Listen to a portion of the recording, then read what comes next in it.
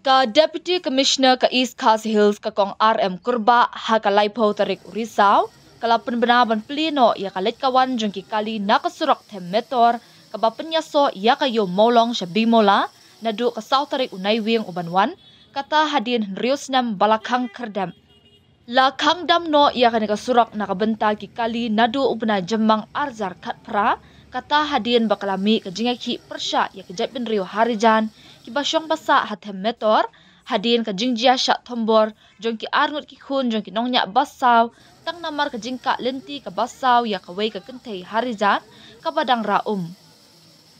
Kani ka jingjia kalapan mi ru ya ka jingya kan at ka bajor hapading ki pulit bat ipat ba, ki batmu ban lit tombor hapot tem metor, bat kabala ne kumbakat tu kat ni tayo. Ka jing penmi ya kani ka hukum ka longru kanang bala penweng no ya ka jing ka bayade ba ka jing dheng kali ka bajor hakathan yodo namar ka jing khang dam ya kani ka surak ka badan hapadeng jong nong ba. Ka Deputy Commissioner ka pentip ba ya ka no entry na yo molong shalat bimola laweng no na du ka South ri unaiwing tang na du ka por prabaje men step hadu sabaje janmien.